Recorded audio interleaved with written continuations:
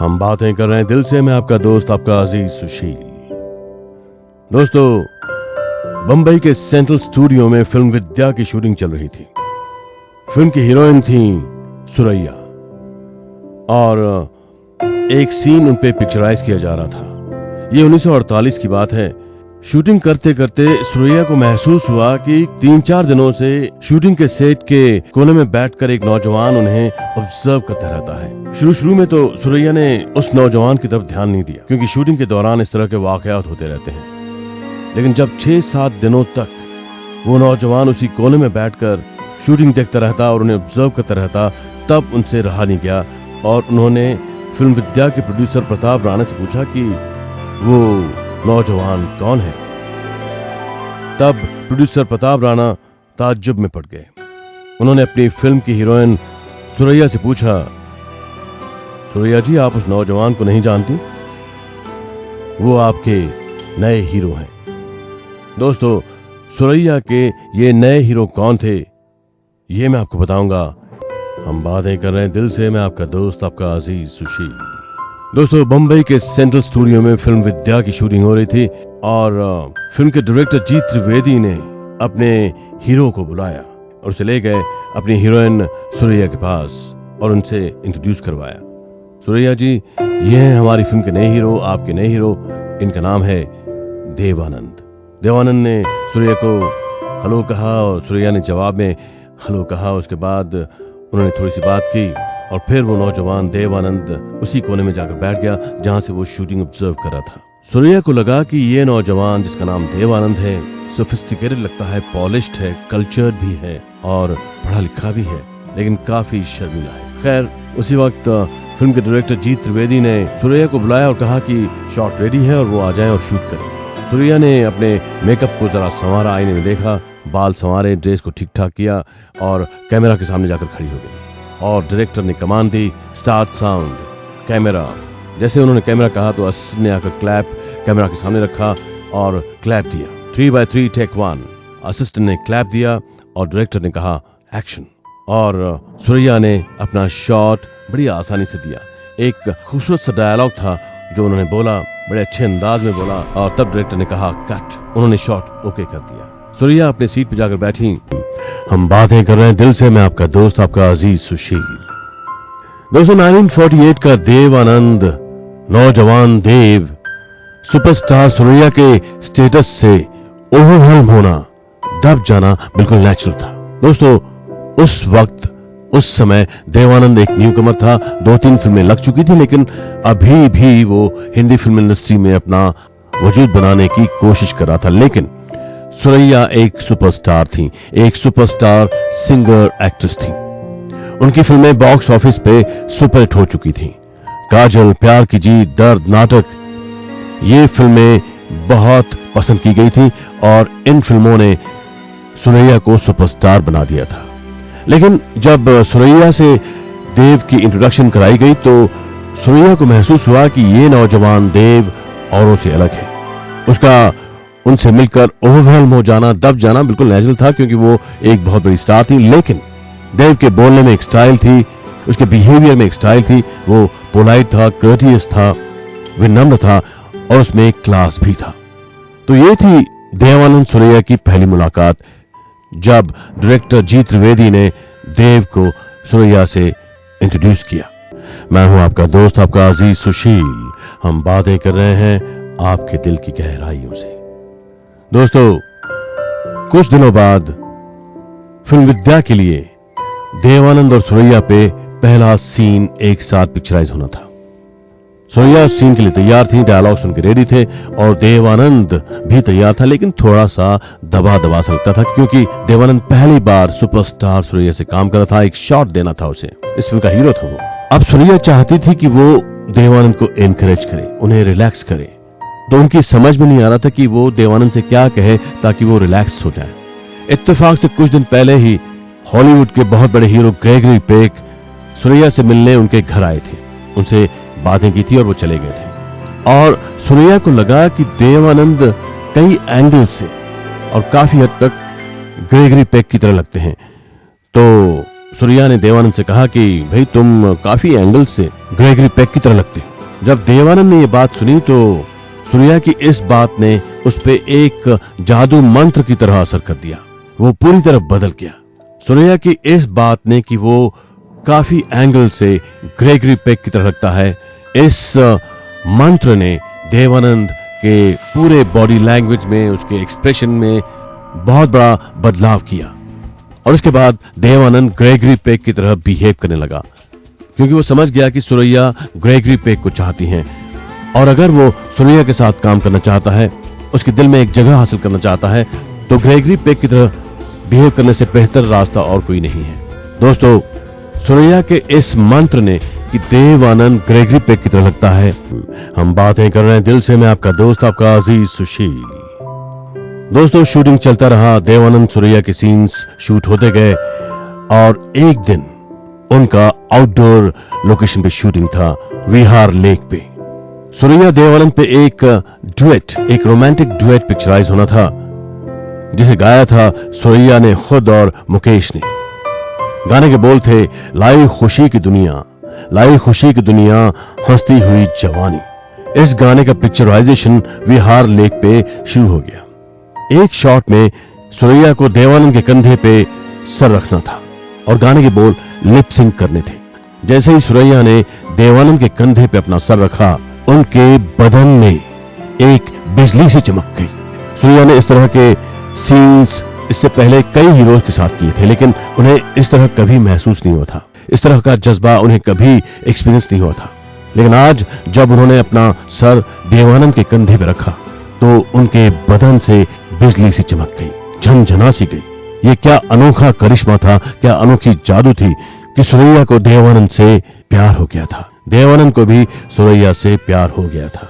जैसे जैसे फिल्म विद्या का शूटिंग होता गया, गाने का पिक्चराइजेशन पूरा हो गया और फिल्म की शूटिंग आगे होती रही, वैसे वैसे देवानंद सुरैया के जज्बात और क्लियर होते गए और गहरे होते गए और वो एक दूसरे से प्यार करने लगे। उनकी बॉडी लैंग्वेज एक दूसरे को सब कुछ बता रही थी और उनकी आंखें एक दूसरे से अपने प्यार का इजहार कर रही थी। दोस्तों, देवानंद सुरैया का ये प्यार किस तरह बढ़ता है? मैं आपका दोस्त, आपका अजीज सुशील। हम बातें कर रहे हैं आपके दिल की गहराइयों से। दोस्तों, सुरैया ने इससे पहले कई हीरोज के साथ काम किया था, केएल सहगल, मोतीलाल, वास्ती, सुरेंद्र, करण दीवान, इतने सारे हीरोज के साथ सुरैया ने काम किया था, लेकिन उन्हें कभी भी इस तरह नहीं महसूस हुआ जिस तरह उन्हें देवानंद के साथ काम करने के बाद महसूस होने लगा। उन्हें देवानंद से प्यार हो गया था और देवानंद को भी सुरैया से प्यार हो गया था। दोनों को महसूस होने लगा कि वो मेड फॉर ईच अदर है, लेकिन इसके बावजूद वो एक दूसरे से आसानी से मिल नहीं पाते थे या अपने जज्बात एक दूसरे के साथ शेयर नहीं कर सकते थे, क्योंकि उनका मिलना बहुत मुश्किल था। और उसकी वजह थी सुरैया की सख्त स्वभाव की, बहुत ही स्ट्रिक्ट दादी माँ बादशाह बेगम। अपनी दादी माँ बादशाह बेगम की इजाजत के बगैर सुरैया कुछ भी नहीं कर सकती थी। As a screen romantic couple Dev Anand Suraiya को बहुत सारी फिल्में मिलने लगी। प्रोड्यूसर्स, डायरेक्टर्स को अब इस बात का पता चल गया था कि देव सुरैया एक दूसरे को चाहने लगे हैं। उनके रोमांस की खबर सभी को हो गई थी, लेकिन पहले 15 महीने देव सुरैया स्टूडियो के बाहर कभी भी कहीं भी नहीं मिल पाए। सुरैया की दादी माँ बादशाह बेगम की इतनी दहशत थी कि उनकी इजाजत के बगैर वो कुछ भी नहीं कर सकती थी, वो किसी से मिल भी नहीं सकती थी। हम बातें कर रहे हैं दिल से, मैं आपका दोस्त, आपका अजीज सुशील। दोस्तों, देवानंद सुरैया को खत लिखता और उसे मनाने की कोशिश करता कि वो शादी कर ले। सुरैया भी देवानंद से शादी करना चाहती थी, लेकिन वो अपनी मर्जी से कुछ भी नहीं कर सकती थी। 17 साल की सुरैया टॉप की एक्ट्रेस थी, टॉप की सिंगर थी, एक स्टार सिंगर एक्ट्रेस थी, लेकिन वो अपनी मर्जी से कुछ नहीं कर पाती थी। उन्हें हर चीज अपनी दादी माँ बादशाह बेगम की इजाजत से ही करनी थी। देवानंद और सुरैया के दोस्त, उनके well wishers cameraman V Ratra और द्वारका दिवेचा उनकी मुलाकातें चोरी छुपे अरेंज करते। दुर्गा खोटे और कामिनी कौशल भी देवानंद सुरैया की बहुत मदद करती। ताकि वो मिल सके, एक दूसरे से बात कर सकें, अपने प्यार का इजहार कर सकें। दोस्तों, देवानंद जब अपनी पहली फिल्म हम एक हैं कर रहे थे प्रभात फिल्म्स के लिए, तब दुर्गा खोटे उनके साथ उस फिल्म में काम करी थी। तब वो नए थे और दुर्गा खोटे ने उस वक्त भी देवानंद की बहुत हेल्प की थी ताकि वो कैमरा आसानी से फेस कर सकें और रिलैक्स हो जाएं और अच्छी एक्टिंग कर पाएं। दुर्गा खोटे ने देवानंद को हमेशा हेल्प की और इस वक्त भी देवानंद को, सुरैया को दुर्गा खोटे हेल्प करी थी। हम बातें कर रहे हैं दिल से, तहे दिल से। मैं आपका दोस्त, आपका अजीज सुशील गजवानी। दोस्तों, देवानंद सुरैया के वेल विशर्स और दोस्तों ने उन्हें काफी मदद की चोरी छुपे मिलने के लिए। कैमरामैन वी रात्रा और द्वारका द्वेचा, साथ साथ दुर्गा खोटे और कामिनी कौशल ने भी उन्हें बहुत सारी मदद की ताकि वो मिल सके और अपने प्यार का इजहार कर सके।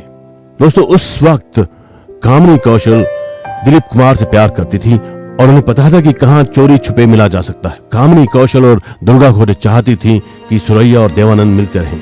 दोस्तों, एक और फिल्म के शूटिंग के सेट पे देवानंद ने सुरैया को 3000 रुपए की डायमंड रिंग गिफ्ट दी और उन्हें शादी के लिए फॉर्मली प्रपोज किया। देवानंद ने सुरैया से कहा कि वो उससे शादी कर ले। ये बात हो रही थी फिल्म जीत के सेट पे। सुरैया भी इस बात से खुश थी क्योंकि वो भी देवानंद से बहुत प्यार करती थी और वो भी चाहती थी कि वो देवानंद से शादी कर ले। लेकिन अचानक एक दिन बीके करंजिया के मूवी टाइम्स इस अखबार के फ्रंट पेज पे एक फोटो छपा। वो किसका फोटो था और उसका अंजाम क्या हुआ? हम बातें कर रहे हैं दिल से। मैं आपका दोस्त, आपका अजीज सुशील। दोस्तों, फिल्म जीत के सेट पे देवानंद ने सुरैया को एक बहुत ही महंगी 3000 रुपए की डायमंड रिंग गिफ्ट दी और उन्हें फॉर्मली प्रपोज किया कि वो उससे शादी कर ले। सब कुछ ठीक चल रहा था। देवानंद सुरैया की मुलाकातें हो रही थी, चोरी छुपे ही सही, लेकिन उनकी मुलाकातें बड़ी आसानी से हो रही थी क्योंकि उनके दोस्त कैमरामैन वी रात्रा, द्वारका द्वेचा, दुर्गा खोटे और कामिनी कौशल उन्हें काफी मदद कर रही थी। लेकिन अचानक एक दिन बीके करंजिया के मूवी टाइम्स के फ्रंट पेज पे देवानंद सुरैया का फोटो छप गया। देवानंद सुरैया कारदार स्टूडियो के गार्डन में बैठे बातें कर रहे थे और उस वक्त के एक बहुत ही मशहूर फोटोग्राफर राम औरंगाबादकर ने वो फोटो डाला था। इस बात से देव सुरैया दोनों अनजान थे और ये फोटो मूवी टाइम्स के फ्रंट पेज पे छप गया। और जब सुरैया की दादी माँ बादशाह बेगम ने ये फोटो अखबार के फ्रंट पेज पे देखा तो वो गुस्से से आग बबूला हो गई, तूफान मचा दिया उन्होंने सुरैया से पूछा, ये अंगूठी तुम्हें किसने दी है? ये सवाल पूछते पूछते बादशाह बेगम ने सुरैया की उंगली से वो अंगूठी खींच कर निकाली और कृष्णा महल के सामने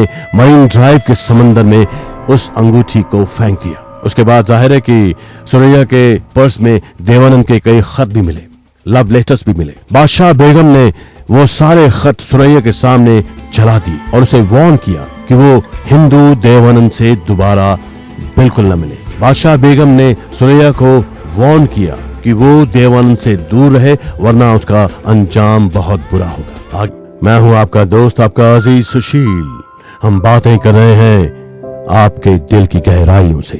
दोस्तों, सुरैया की दादी मां बादशाह बेगम ने सुरैया से कहा कि वो देवानंद से दूर रहे वरना उसका अंजाम बहुत ही बुरा होगा। लेकिन इसके बावजूद सुरैया देवानंद से मिलती रही। लेकिन जब देवानंद और सुरैया के फोटोग्राफ्स उर्दू पेपर्स में आने लगे तो उन पे बहुत बड़ा संकट सा आ गया। बादशाह बेगम गुस्से में आ गई, वो आग बबूला हो गई।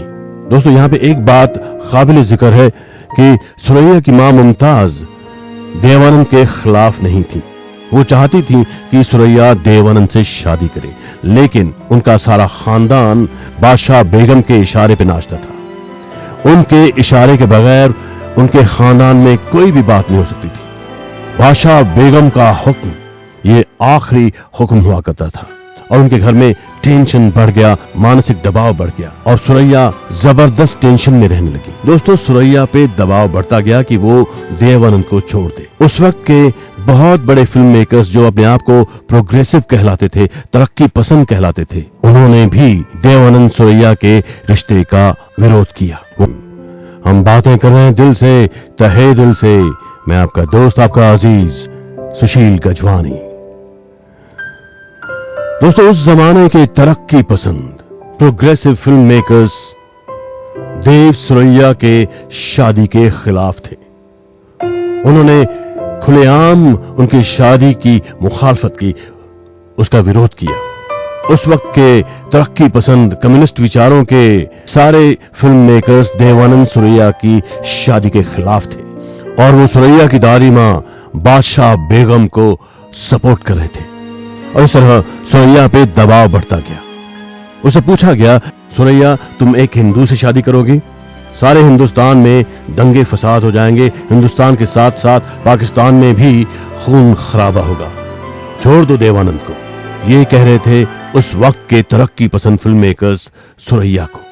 सुरैया को धमकी दी गई, उसे थ्रेटन किया गया। अगर उसने देवानंद से शादी कर ली तो उसके चाचा को गिरफ्तार कर दिया जाएगा, क्योंकि अभी तक वो 17 साल की थी, 18 साल की नहीं थी। इस वजह से वो शादी नहीं कर सकती थी। और सबसे बड़ी बात, देवानंद महज एक न्यू कमर था, एक नया एक्टर था। उसने अभी तक कोई बड़ी कामयाबी हासिल नहीं की थी। क्या वो इतनी बड़ी स्टार सुरैया को वो स्टैंडर्ड ऑफ लिविंग दे पाएगा जिसकी वो आदी है? और एक बात बहुत ही इंपॉर्टेंट थी उस वक्त की, सुरैया के खानदान में कमाने वाली सिर्फ सुरैया ही थी। अगर वो देवानंद से शादी करती है तो उनके खानदान का क्या होगा, जो फाइनेंशियली पूरी तरह सुरैया पे डिपेंड करता है। हेलो अगेन, हम बातें कर रहे हैं दिल से। मैं हूं आपका दोस्त, आपका अजीज सुशील गजवानी। दोस्तों, सुरैया पे दबाव बढ़ता गया, वो टेंशन में रहने लगी। क्या करे वो? बादशाह बेगम ने उसे सख्त वार्निंग दी थी कि वो देवानंद से बिल्कुल न मिले, और उसे थ्रेटन किया गया था कि अगर वो देवानंद से शादी करती है तो उसके चाचा को अरेस्ट कर दिया जाएगा, और देवानंद भी उनकी धमकियों का निशाना था। सुरैया एक सुपरस्टार थी, एक स्टार सिंगर थी, एक्ट्रेस थी, और देवानंद एक न्यूकमर, महज न्यूकमर। उसे अभी तक बड़ी कामयाबी हासिल नहीं हुई थी। दोस्तों, सुरैया को एक और डर सताया जा रहा था कि कहीं वो देवानंद का कहीं भला बुरा न कर दे, देवानंद को कहीं चोट न पहुंचाए या उसका कोई नुकसान न कर दे। ये अहम फैसला लेते समय सुरैया को सामाजिक विरोध का सामना करना पड़ा, धमकियों का सामना करना पड़ा, लेकिन आखिर सुरैया इन टेंशंस से मुकाबला नहीं कर पाई। सुपरस्टार एक्ट्रेस सिंगर सुरैया के सामने एक बहुत बड़ा सवाल था, खानदान या देव, खानदान या देव। सुरैया एक बहुत बड़ी फिल्म एक्ट्रेस थी, बहुत पॉपुलर सिंगर थी, लेकिन इसके बावजूद वो एक टिपिकल हिंदुस्तानी लड़की ही थी। उस वक्त सामाजिक, कल्चरल और रिलीजियस रूढ़िवाद तो था ही। इतने सारे प्रेशर्स के सामने आखिर सुरैया झुक गई और सुरैया ने देवानंद और खानदान के बीच खानदान को चुना। इसके पीछे वजह थी देवानंद की हिफाजत, देवानंद की सुरक्षा, उसे कोई नुकसान न पहुंचाए, उसे कोई हर्ट न करे। इसलिए सुरैया ने खानदान चुनने का फैसला किया। देवानंद और खानदान के बीच की जदोजहद में आखिर सुरैया ने खानदान को चुना। हम बातें कर रहे हैं दिल से। मैं आपका दोस्त, आपका अजीज सुशील। दोस्तों, अहम मौके पे सुरैया ने फैसला किया कि वो खानदान चुनेगी, देवानंद को नहीं। देवानंद सुरैया की आखिरी मुलाकात फिल्म अफसर के शूटिंग के दौरान हुई। देवानंद ने बहुत कोशिश की कि सुरैया अपना फैसला चेंज करे, उससे शादी कर ले। वो उसके ख्यालों को बदलने की बहुत कोशिश करता रहा, उसे बातें करता रहा, उसे मनाने की कोशिश करता रहा, उसे अपने प्यार की कसम देने लगा, उसे अपने वादों की याद दिलाने लगा, और सुरैया सुनती रही। लेकिन सुरैया ने अपना इरादा नहीं बदला, वो अपने फैसले पे कायम रही। वो देवानंद से शादी नहीं कर सकती थी, हालांकि वो चाहती थी कि वो उससे शादी करे। लेकिन सुरैया के इस फैसले ने कई लोगों को निराश कर दिया। उन्हें साथ देने वाले कैमरामैन वी रात्रा, द्वारका द्वेचा, दुर्गा खोटे, कामिनी कौशल और उस समय के बहुत बड़े स्टार हीरो श्याम, उनकी बीवी ताजी, इन सब को सुरैया ने अपने इस फैसले से निराश कर दिया। दरअसल तू मेरा चांद मैं तेरी चांदनी, इस गाने की हीरो श्याम ने सुरैया की दादी माँ बादशाह बेगम को मनाने की बहुत कोशिश की। वो उनके घर गया, उन्हें समझाने की कोशिश की कि सुरैया बड़ी लड़की हो गई है और उनके जज्बात की कदर की जानी चाहिए। लेकिन बादशाह बेगम ने किसी की एक ना सुनी। उन्होंने सुरैया को देवानंद से शादी करने से मना कर दिया, उन पे सख्त पाबंदियां लगा दी, सख्त पहरा लगा दिया। सुरैया ने शादी से इनकार कर दिया और देवानंद निराश हो गया। हम बातें कर रहे हैं दिल से। मैं आपका दोस्त, आपका अजीज सुशील गजवानी। दोस्तों, देवानंद ने सुरैया को बहुत कोशिश की मनाने की कि वो उससे शादी कर ले। उससे बहुत कुछ कहा, उससे बहुत कुछ बातें याद दिलाई, वादे याद दिलाए, लेकिन सुरैया ने देवानंद से शादी करने से इनकार कर दिया। देवानंद का दिल टूट गया। ऐ मेरे दिल कहीं और चल, गम की दुनिया से दिल भर गया। 1950 के आखिर में देवानंद सुरैया अलग हो गए। सुरैया से अलग होने पे देवानंद बहुत बुरी तरह हर्ट हो गया। उसे एक गहरी चोट पहुंची। वो अपसेट हो गया और अपने बड़े भाई चेतन आनंद से मिलकर उससे गले लग गया और उसके कंधे पे सर रख के बहुत रोया, जी भर के रोया।